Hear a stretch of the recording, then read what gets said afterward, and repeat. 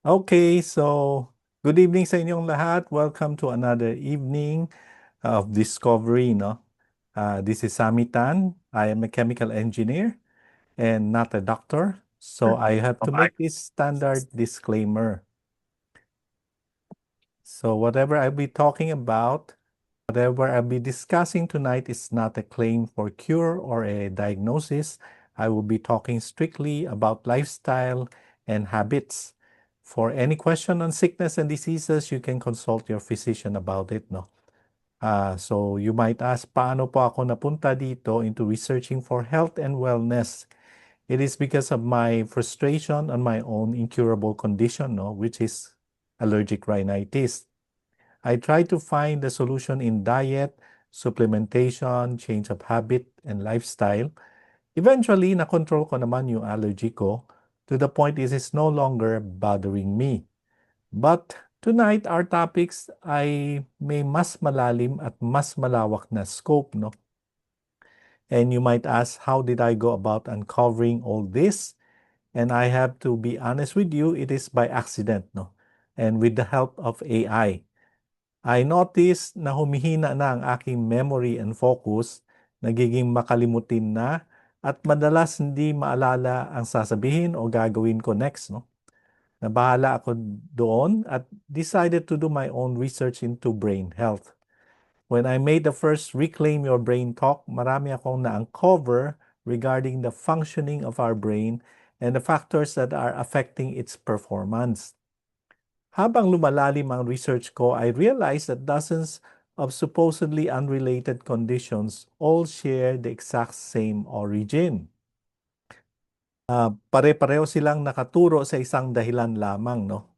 At yung ang ating tatalakayin tonight. When I did the poster for Reclaim Your Health, mga 10 ang mga condition na nakita ko that have similar causes. When I was preparing my keynote slide, umabot na ng more than 20 conditions ang nakita ko. Just yesterday, when I was polishing my delivery, mahigit na 30 ang condition caused by this one factor alone, no? So, gusto nyo bang malaman kung anong factor ito? So, ganito yung itsura ng ating modern diet ngayon, no? Mula pagising sa umaga hanggang bago matulog, we are told to eat carbohydrates. Bilang isang chemical engineer that worked for a food company, I understand how easy it is to hide sugar in products, no? Sugar sa ating mga niluluto, mga sauces, katulad ng ketchup, lechon sauce, mga inumin, mga bread, snack bars, etc., no? We are consuming massive, unprecedented amounts of sugar every single day. Panoorin natin ang following video.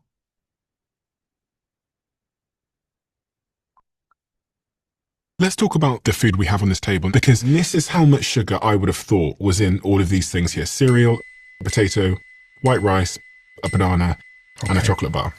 So now I'm going to give you the correct figure. The cornflakes is 1, 2, 4, 5, 6, 7, 8. That chocolate bar is actually 7.5. The banana, that's 6. The potato, obviously it depends on its size. That's quite a big one. So that one is 9. The final one, obviously, is going to be the killer, isn't it? 150 grams of boiled rice. 3, 4, Oh my gosh. 8, 9, and 10. So that's the winner. I thought rice was healthy. Each of those cubes of sugar represents a 4-gram teaspoon of sugar. That's the single fact around the world. There we are. That's one of my teaspoon of sugar charts. So what you've got there is the food, the glycemic index, the serving size, and then the teaspoons of sugar. These infographics, they're available in 35 languages. Volunteers have translated this to go all over the world. It's not copyrighted. I want people to steal it, take it, use it. The white rice fact, I would say, has astonished people all over the world and led to me becoming far better known. Ito ang biological reality. Alam nyo ba kung karaming asukal ang kailangan ng buong dugo natin at any given moment para mag-function ng maayos? Panoorin natin yung next video. But bleed me out right now. There would be 5 litres of blood in me. Let's get it in a bucket, all right? If you have a normal blood sugar, I would like you to guess how much sugar is there in my entire blood system. One cup, like this. Thank you. No. The answer is this. That is all there is. You're That. joking? I am not. And you see immediately, One sugar cube. that's all. You see, if I have a banana and I have diabetes, there's too much sugar for me. See, because glucose is number 1 vital, but number 2 toxic if you have too much of it, the level of it in my blood is controlled minutely. Wow. It's controlled to this extent. That single fact, you didn't know that, No, did you? I did not at all. And it immediately shows you how it's so easy to have more sugar than you actually need. I monitor my blood sugar with a continuous glucose monitor. If I eat a banana, it doubles my blood sugar because I can't regulate my blood sugar. Because of the diabetes. Yeah.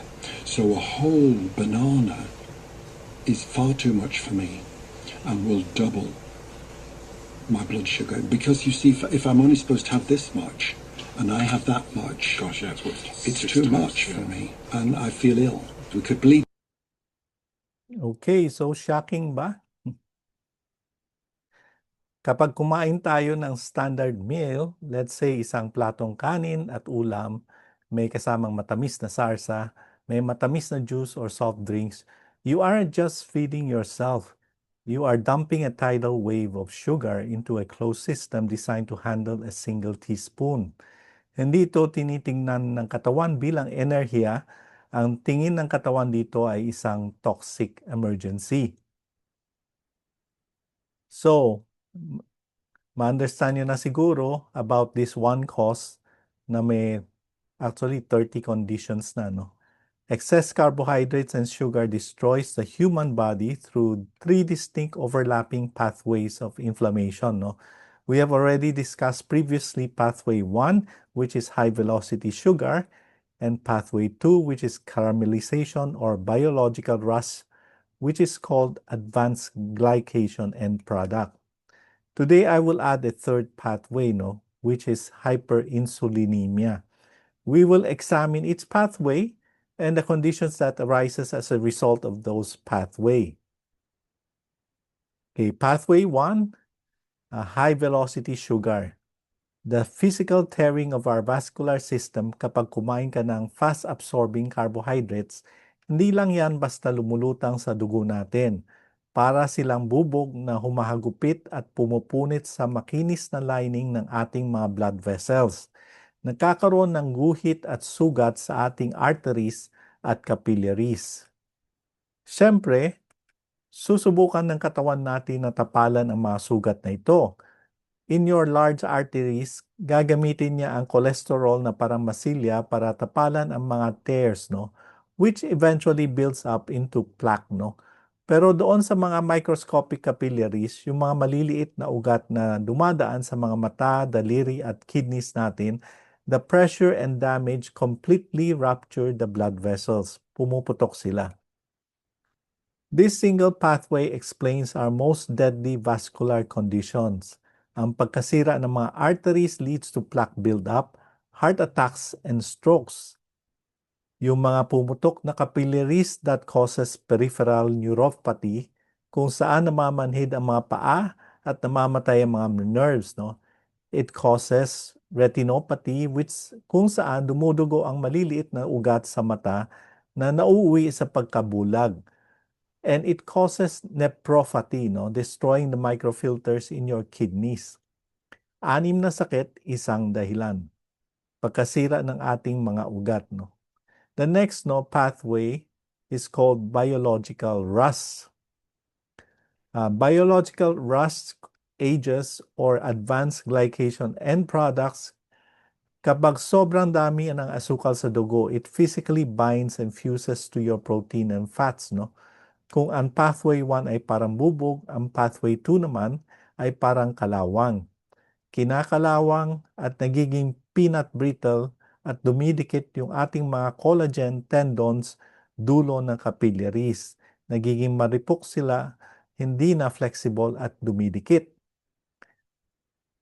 The loss of flexibility, no? Think of collagen, no? Dapat flexible at pliable yan, parang goma.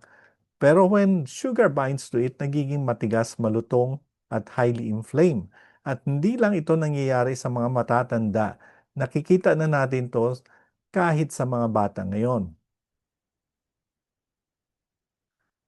Ano ang nangyayari when your tissue rusts and stiffen?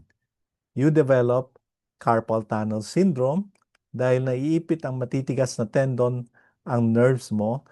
You get osteoarthritis and joint stiffness, chronic tendinopathy, at premature skin aging. Mga wrinkles sa katawan lalo na sa mukha. Pati ang blood vessels mo nawawalan ng elasticity, forcing your heart to pump harder, resulting in hypertension. 5 pang sakit na nadagdagan sa listahan and 1 root cause, no? Next is the insulin flood, which brings us to the third and most devastating pathway, hyperinsulinemia. The toxic flood of the master hormone para maitulak palabas ang nakakalasong asukal mula sa dugo natin. Your pancreas pumps out a master hormone called insulin. Pero dahil maghapon tayong kumakain ng carbs, hindi na bumababa ang insulin levels natin. They remain chronically high, no? And throwing your entire endocrine system into chaos. Dahil parati mataas ang insulin level natin sa katawan, up to a certain point, the cells stop listening to the insulin, resulting in the pancreas pumping more insulin. When you reach this state of hyperinsulinemia, not only is your body no longer listening to the pancreas, but the pancreas literally shouting so much so that even when you take artificial sweeteners with no sugar, your pancreas will release more insulin. And because insulin is a master growth hormone, the growth hormone will trigger growth on parts of your body that should not be growing, no? Pero bago ko enumerate yung mga sakit as a result of this, let's watch this video, yung effect ng sugar and insulin on the brain.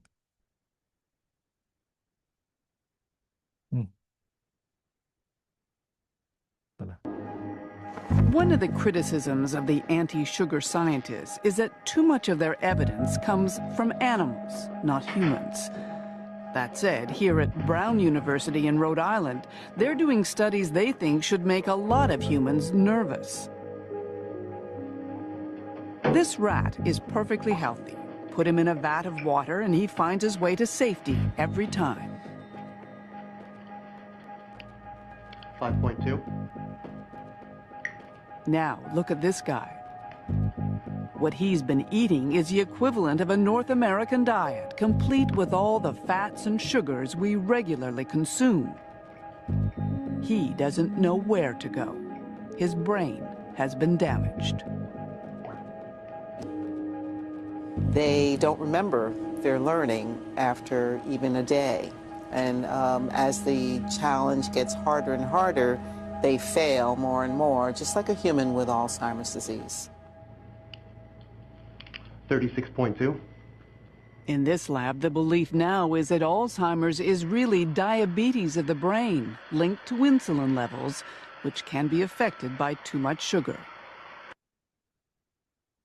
Okay. Kung nagpapatakbo ka ng negosyo o kailangan mo maging sharp araw-araw para sa pamilya mo, you cannot afford this. High sugar diets rapidly damage the hippocampus, no? Ang memory center natin. Sa mga lab experiments, sa mga daga na pinapakain ng high sugar diets actually lose the ability to navigate mazes, no? Na kabisado na nila. Bakit? Because the brain becomes insulin resistant. The brain is blocked from using the energy. Maski maraming sugar, hindi niya magamit ito. The mice exhibit immediate brain fog, losing spatial memory and problem-solving skills completely. If lately napansin nyo na mas na-stress kayo sa mga maliliit na bagay na dati-dati ang dali-dali nyong ayusin, na ngayon yung maliit na bagay na ay parang lumalaki at dumadami. You might be experiencing cognitive impairment due to insulin resistance, no? Okay, this cognitive impairment o yung tinatawag natin brain fog or memory loss, ito ang dahilan kung bakit tinatawag na ngayon ng medical community ang Alzheimer disease bilang type 3 diabetes.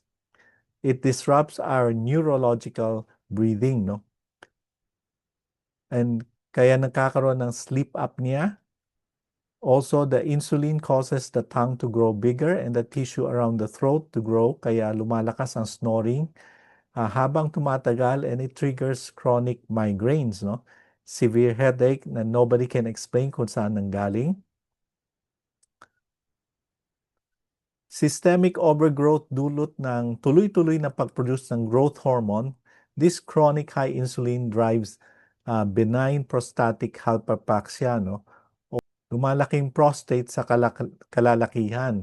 It causes HIV, no? Hair is vanishing by activating an enzyme 5-alpha reductase that rapidly turns testosterone into DHT. Kapag mataas ang DHT sa katawan, nakakalbo tayo. So sa mga kababaihan naman, the insulin triggers the overproduction of androgen, no, in the ovary, which turns into testosterone and androstenedione, no, which triggers the 5-alpha reductase to turn it into DHT, causing thinning hair, no. Nagkakaroon din tayo ng thyroid nodules, causing enlargement of the thyroid glands, at mga skin overgrowth tulad ng skin tags, no. At yung pangingitim ng balat na kilala bilang acanthosis nigricans, dahil dito mabenta ang mga skin whiteners, and ang solution is very cheap lang, remove carbs and sugar, no? Finally, the organs give out, no, under the strain. Bumibigay ang mga internal organs natin. Chronically high insulin blocks fat burning completely. If insulin is present in the body, you cannot burn fat, no? Causing obesity, severe weight loss, resistance. Exercise ka nga ng exercise, pero hindi ka naman pumapayat. It disrupts hormones, causing PCOS, polycystic ovary syndrome, sa mga kababaihan. Puno ng taba ang mga organs mo katulad ng liver, leading to non-alcoholic fatty liver disease. Hindi ka naman umiinom pero may fatty liver ka. Pinipigilan ng insulin ang kidneys na ilabas ang uric acid, nagtitrigger to ng mga matinding attacks ng gout, no? Insulin directs the kidney to retain sodium and uric acid, no? So yung myth that beans or meat causes gout is not true. You can eat all the beans and meat at laman loob that you want. Ilalabas lahat ng uric acid sa urine nyo at walang matitira sa katawan nyo as long as walang insulin. So that is 11 conditions from hyperinsulinemia alone. Bukod sa metabolic collapse, insulin is the ultimate fertilizer for your cell division, no? Dahil growth hormone ito. Pinapalaki nito ang mga bagay na hindi dapat lumaki. Nakaka-experience ka ba na abnormal bone growth or bone spurs? That is driven by insulin. Mas malala pa doon kapag may cancer cells sa katawan mo. Insulin acts as their primary fuel. It heavily drives the progression of breast, prostate, colorectal, and thyroid cancers. Literal na pinapakain ng asukal at insulin ang cancer natin. So one root cause, no? 27 condition na. So meron akong ginawang mind map, itong mapa na ito, showing all the disease and the pathway that drives it, no? And isa lang ang cause, sugar and high carbohydrate diet.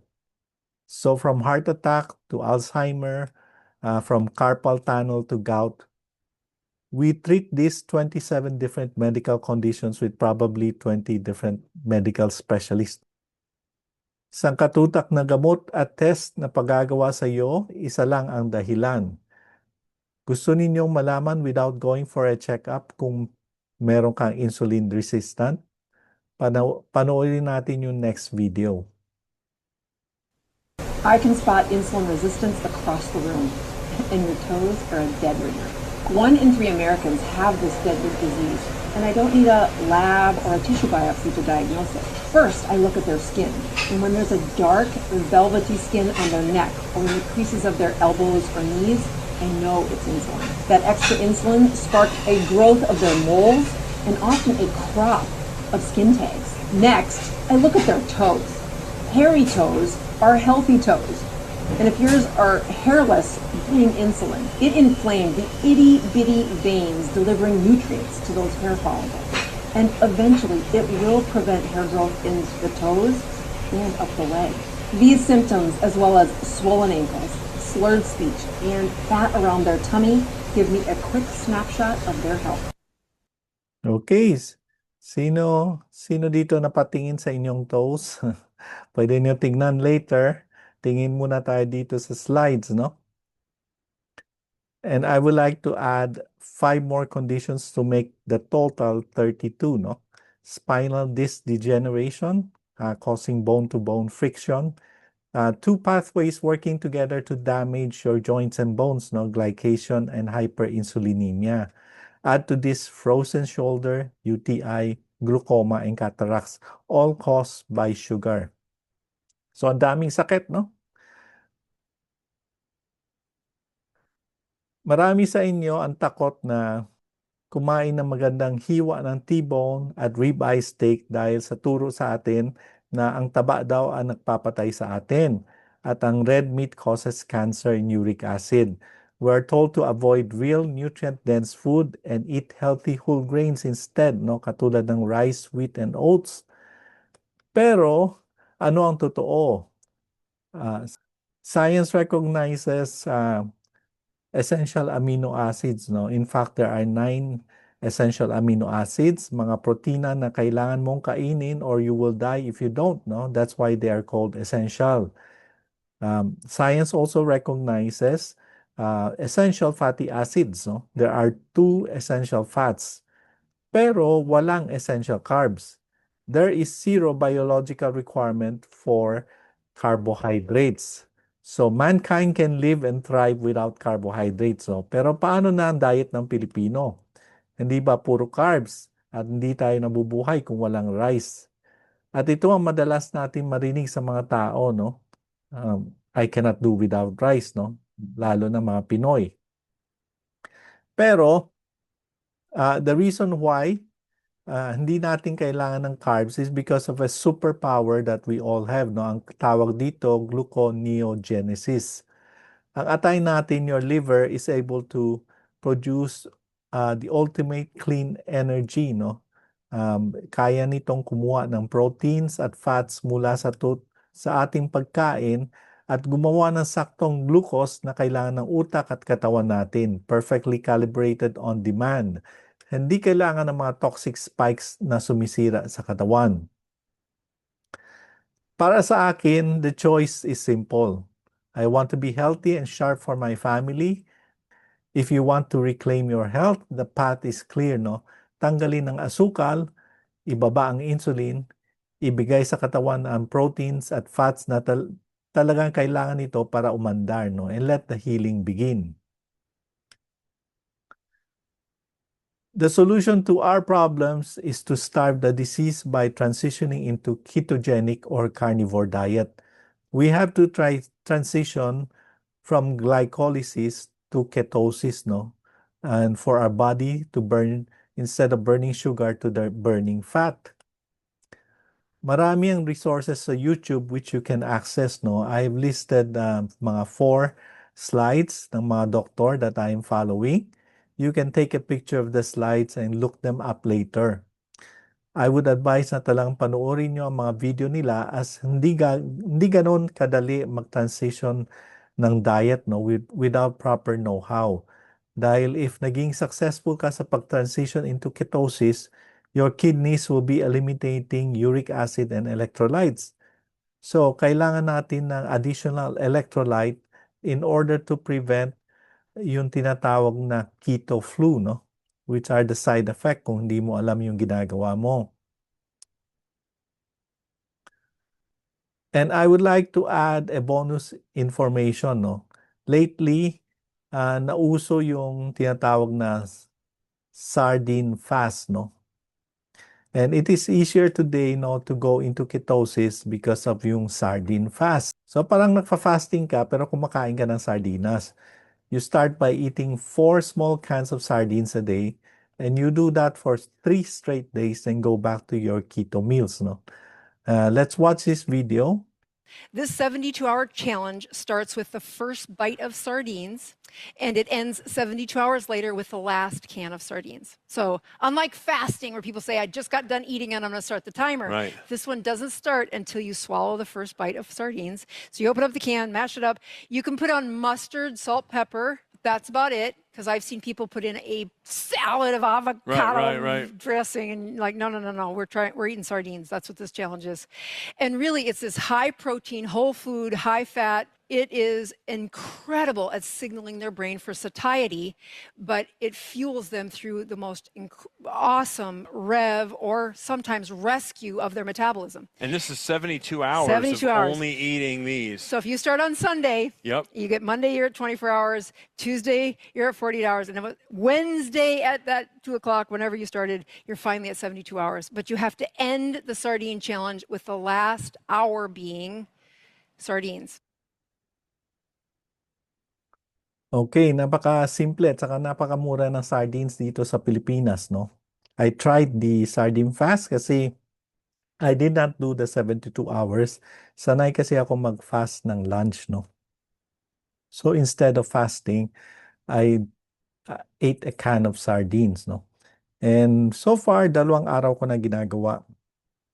At ito yung pangatlong araw ko. And I just ate 1 can of sardines a day, no, sa lunchtime. And I can say, nagulat ako kasi ang liit ng can, no, naisip nyo hindi kayo mabubusog. Pero hindi ako nagugutom after that, no, after eating the sardines, no. And the other thing, I was surprised kasi nagkaroon ako ng dreams, no. So matagal na ako hindi nagde-dream. And dreaming, no, is a sign of neuroplasticity, no. It's a sign that your brain is healing. So I began to dream again after I started eating just a can of sardine. Now, you might ask, now, paano if you cannot totally eliminate carbs? Maybe because you have to eat with your family and your family still cooks a lot of carbs, no? You can mitigate this high carb diet by drinking electrolyzed hydrogen water, no? Full disclosure, I am a distributor of Enagic Philippines, which makes this product, and I highly recommend this product, not because I'm selling it, but after I did my research, the more I appreciated what it can do to mitigate the effects of a high carb diet. For one, our body loves to burn ketones, no? But if forced to burn sugar, and nakita nyo na that there's a lot of sugar na iba-burn niya dahil ang dami nating kinakain, every time our body burns sugar, it produces 2 byproducts, no? Lactic acid, which poisons our muscle, kaya nangangalay siya after heavy use, no? And reactive oxygen species, which causes inflammation throughout our body, no? Molecular hydrogen is a selective sniper hunting down the most reactive ROS, no? With people who have cancer, molecular hydrogen disrupts the signaling of the cancer cells, interrupting their cell division. It suppresses angiogenesis, which is the growth of new blood vessels, so the cancer is unable to feed itself, and stops metastasis, no? It also reveals the cancer to our immune system and promotes apoptosis, no, which is the programmed cell death, no, making the cancer cell remember that it is time to die. After doing my research, doon ko na-understand why Dr. Sinya, who is the father of endoscopy and colonoscopy, and binibigyan niya yung lahat ng pasyente niya ng Kangen water, no, before and after their cancer treatment. Ang sabi ni Dr. Sinya, sa more than 9,000 pasyente niya na binigyan niya ng tubig, wala ni isa sa kanila ang bumalik yung cancer after treatment. This was his testimony which attracted me to buy the machine in the first place. Now let's go into the area of cooking, no? Marunong ba kayo magluto ng masarap na pagkain na ketogenic or carnivore? Kung parati kayo nag-steak, medyo mahal, no? So can you cook a good ketogenic and carnivore meal? Dito pumapasok ang Thermomix, a precision cooking robot from Germany, no? With more than 110,000 recipes worldwide and each meal cooked at precise temperature of below 160 degrees centigrade. May nalalaman ng mga Germans na hindi natin alam. If you go above 160 degrees centigrade, the food starts to caramelize. The sugar in the veggies will react with the protein in the meat and form age, no? Advanced glycation end product. Anong mga example ng age? Alam mo yung caramelized sugar na nasa leche plan? Alam niyo yung brown na tutong sa ilalim ng rice? Alam niyo yung brown na crispy sa toasted bread? How about yung brown ng fried eggs, no? Pag naging crispy ang egg white, no, after frying it. How about yung malinamnam na dulo ng taba at karne na nasa barbecue? Yung pagka-dark brown ng roast chicken skin? Yung dark caramel color ng mga cola drinks? Lahat yun ay advanced glycation end products. What happens if you eat age, no? About 20 to 30% of those will be absorbed into your bloodstream. Once it is in the bloodstream, hindi na siya distinguishable with the age that is in your body, no? And it will go into your joints and cartilages and your capillaries and glue them together and make them brittle. Okay, let me ask you another question. Do you enjoy eating overcooked vegetables? I have to make a confession. I never knew what is overcooked vegetable until we brought a Thermomix home. Doon ko na-realize that most of the time, our vegetables are overcooked. Kaya pala hindi ko gusto kumain ng veggies. I also don't enjoy eating raw vegetables. But yung rightly cooked stir-fried vegetable tastes very good to me, no? Okay, next is lastly, protect your home from invisible environmental stressor. M-Guard from Enagic is the only EMF blocker in the market that gives a 4-meter radius of protection for your family. We discussed in our previous talk yung mechanism of action, how low frequency EMF, when delivered like a pulse, no, like our cell phone, Wi-Fi, and electronic equipments, will force the voltage-gated calcium gateway of our cells to open, no, thereby allowing a free flow of calcium into our cells, overwhelming the mitochondria and eventually causing the cell to die. That these pulsing frequencies are all over our environment, no? That is disrupting our brain neurons, causing rouleau formation, disrupting sleep, making our body unable to heal and remove waste, and disrupting our focus and causing memory loss. That the number one cancer with kids below 16 years old used to be leukemia, but now the number one cancer is glioblastoma, no? A kind of malignant brain tumor. Do you know that Gen Z is the first generation that has been fed ultra-processed food from infancy, and they are the first generation to have smartphone and tablets in their hands? Huwag na natin pag-usapan ang Gen Alpha. They are much worse. This is also the first time in human history that children are developing glioblastoma, non-alcoholic fatty liver, and type 2 diabetes. They are being hit from the inside from high sugar, causing insulin resistance, causing starvation of their hippocampus, and from outside from oxidative stress caused by their dying brain cells because of pulsing EMF. I would not be surprised if we witness people developing Alzheimer and Parkinson in their 20s soon. No? We are developing a generation with low attention span, hindi makafocus, have bad memory retention, mahirap turuan, walang grit and stamina, mabilis magalit, mabilis mag-give up, at ma-disappoint, hindi marunong mag-isip para sa kanilang sarili, always needing other people to tell them what to do. And 6G is about to be rolled out in the next 5 years. Alam nyo, natatakot ako para sa kinabukasan natin. May isang tanong na umiiral sa isip ko ngayon, no? Kailangan ko ba magtrabaho ng habang buhay to support my children and grandchildren because they will be unable to support themselves in the future? So for the sake of your children and children's children, tigilan nyo na ang sugar and high carbs, no? Dahil they will follow you, no? And ultra-processed food. Pasensya na for the grim prediction, but before we go to our question and answer, I would just like to announce I'm scheduling a Reclaim Community Check, no? And this is in August 29, no? August 27, Thursday evening, 8:30 to 9:30 p.m. These are for people who attended my talk and who also watched the video, no? And who tried to implement some change in their lifestyle, no? So I would like to get together. Walang formal format to follow, no? Wala tayong speaking. What we will do is we will just check on each other, share testimony, ano yung mga na-experience natin in applying some of the changes, and then I will be encouraging you in order to help you keep on with your resolution, no? So